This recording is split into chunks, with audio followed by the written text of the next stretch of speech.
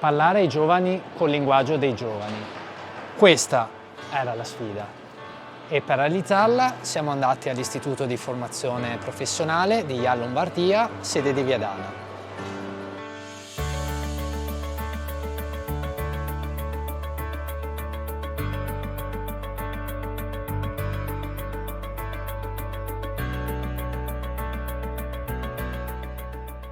Avere qualcuno di esterno che gli spiega che il mondo del lavoro può essere tutelato, mediato attraverso un sindacato è una cosa che per loro è una novità assoluta.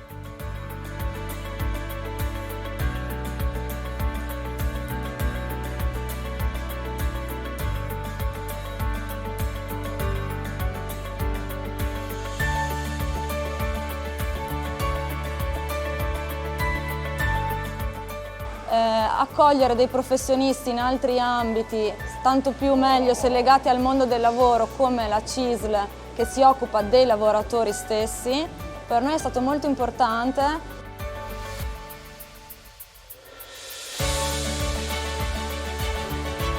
È stato un incontro comunque molto utile per i ragazzi. Con i ragazzi è andata benissimo. Mi sono sembrati molto spigliati, attenti, interessati. Spesso ci confrontiamo con le realtà industriali e con lavoratori che non hanno la più pallida idea di cosa sia il sindacato. Iniziare a parlarne con i più giovani, a fidelizzarli, a avvicinarli al nostro mondo, penso sia strategicamente sicuramente lungimirante e interessante.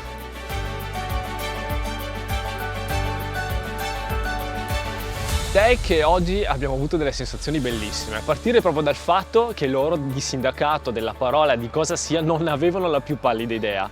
Abbiamo fatto un lavoro insieme a loro e sono riusciti ad avere consapevolezza di che cos'è. Far emergere dai ragazzi e dalle ragazze ciò che appunto è il sindacato, cioè sono loro che le loro azioni quotidiane nei luoghi di lavoro e nell'attività che loro svolgeranno nei luoghi di lavoro avranno la possibilità di essere consapevoli di cosa significa giustizia.